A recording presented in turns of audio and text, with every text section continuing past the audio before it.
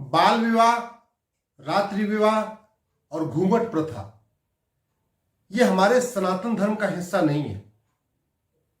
बाल विवाह, रात्रि विवाह और घूंघट प्रथा मुगलों की देन है। इसीलिए जहां जहां मुगलों का राज था वहां वहां बाल विवाह शुरू हुआ, रात्रि विवाह शुरू हुआ और घूंघट प्रथा शुरू हुई। जहां पे मुगल नहीं पहुंचे वहां लड़कियों की बड़ी उम्र में शादी होती है, 20-21 साल 22 साल में शादी होती है। वहां पे दिन में विवाह होता है और वहां घूंघट प्रथा नहीं है।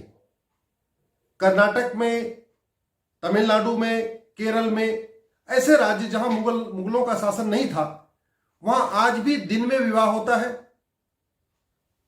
20, 21, 22, 23, 24 साल की उम्र में विवाह होता है और घूंघट प्रथा नहीं है।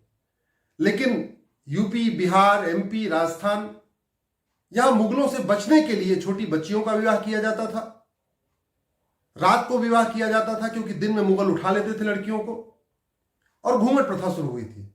इसलिए मेरा आप सबसे आग्रह है, सनातन धर्म को फिर से फॉलो करना शुरू करिए। और वैसे भी हमारे वेद में रात्रि विवाह महापाप बताया गया है। सनातन धर्म में सभी शुभ कार्य दिन में किए जाते हैं, सूर्य की रोशनी में किए जाते हैं, रात में नहीं किए जाते। रात में तो अंतिम क्रिया भी महापाप बताई गई है, यानी शव को जलाना भी रात में निषिद्ध है। और वैसे भी रात को भगवान हमारे शयन करते हैं, रात को मंदिरों का दरवाजा बंद कर दिया जाता है।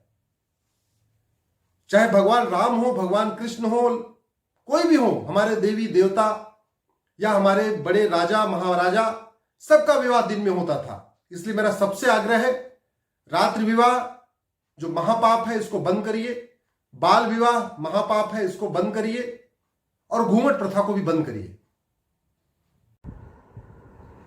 यदि 50,000 रुपए से महंगे सामान को आधार से लिंक कर दिया जाए तो भारत में आज की रेट में कम से कम 10 लाख करोड़ की बेनामी प्रॉपर्टी मिलेगी।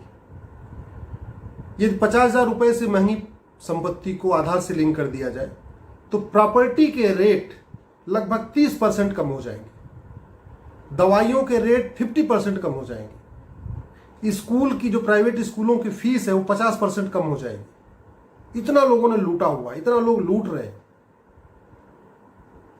यदि 50,000 रुपए से महंगी संपत्ति को आधार से लिंक कर दिया जाए तो जो लुटेरे जो राजनीति में आते हैं देश को लूटने के लिए, वो राजनीति आना बंद कर देंगे।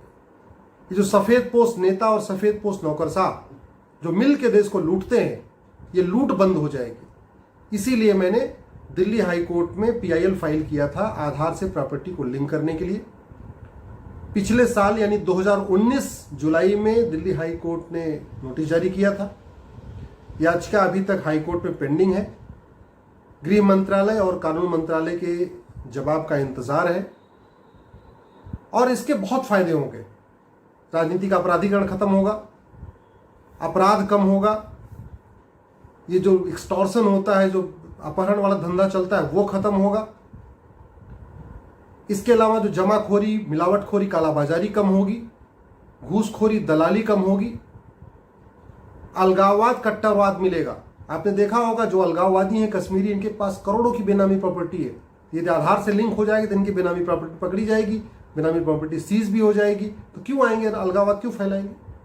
ऐसे बहुत सारे लोग जो जातिवाद फैला के, भाषावाद फैला के, क्षेत्रवाद फैला के, तुष्टीकरण के द्वारा सत्ता प्राप्त करना चाहते हैं, सांसद विधायक बनना चाहते हैं, वो बंद कर देंगे क्योंकि उनको पता है कि उनकी बेनामी प्रॉपर्टी पकड़ में आ जाएगी, जेल जाएंगे। इससे अच्छा भैया घर में बैठे रहो, लूटपाट बंद कर दो। इसलिए मैं कहता हूं कि सरकार को तत्काल 50,000 रुपए से महंगी प्रॉपर्टी को आधार से लिंक करने के लिए डिसीजन लेना चाहिए। मामला हाईकोर्ट में पेंडिंग है, अपना जवाब दाखिल करना चाहिए। आज की डेट में हिंदू के लिए अलग नियम चल रहा है, मुस्लिम्स का अलग कानून चल रहा है, पारसी का अलग चल रहा है, ईसाई का अलग अलग चल रहा है। जबकि संविधान कहता है कि भारत में आर्टिकल 44 यानी यूनिफॉर्म सिविल कोड होगा, सबके लिए एक कानून होगा। पर्सनल लॉ के बहुत सारे नुकसान हैं। उदाहरण के लिए हिंदू, पारसी, ईसाई जरूरत पड़ने पे भी दूसरा विवाह नहीं कर सकते। मान लीजिए पति पत्नी के बच्चे नहीं है और दोनों चाहते हैं एक विवाह और करें संतान के लिए, तब भी नहीं कर सकते। वहीं मुस्लिम्स मौज मस्ती के लिए भी 4 शादियां कर सकते हैं, 4 निकाह कर सकते हैं। इसी तरीके से हिंदू, मुस्लिम, पारसी, ईसाई का शादी की उम्र अलग अलग है। बाकी लोगों के लिए में लड़की 18 साल की होनी चाहिए, लड़का 21 साल की होनी चाहिए, 21 साल का होना चाहिए। मुस्लिम्स में लड़की का कोई मिनिमम एज ही नहीं है, वो 10 साल में भी कर सकते हैं, 11 में भी कर सकते हैं, 12 में भी कर सकते हैं। गुजारा भत्ता सबका अलग अलग है, प्रॉपर्टी का राइट का नियम सबका अलग अलग है, गोद लेने का जो एडॉप्शन राइट है, एडॉप्शन का तरीका वो भी सबका अलग अलग है।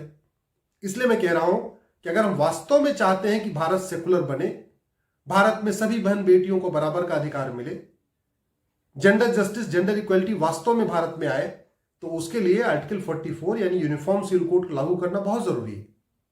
जब तक यूनिफॉर्म सिविल कोड लागू नहीं होगा तब तक भारत को आप सेकुलर कंट्री कह ही नहीं सकते। सेकुलरिज्म का मतलब ही होता है सबका अधिकार बराबर हो। अभी बिल्कुल इसका अलग चल रहा है। उदाहरण के लिए मान लीजिए मेरी 4 बेटियां हैं, जब तक वो मेरे साथ में हैं चारों का अधिकार बराबर होगा। लेकिन अगर उसमें से एक हिंदू से शादी करे, एक मुस्लिम से शादी करे, एक पारसी से शादी करे और एक ईसाई से शादी करे, जिस दिन ये शादी करेंगी बेटियां, उसी दिन चारों का राइट चेंज हो जाएगा।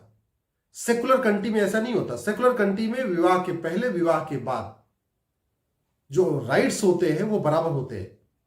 और वैसे भी यूनिफॉर्म सिविल कोड जो है ये ह्यूमन राइट का इशू है, ये सिविल राइट का इशू है, इसलिए इसको लागू करना बहुत जरूरी है।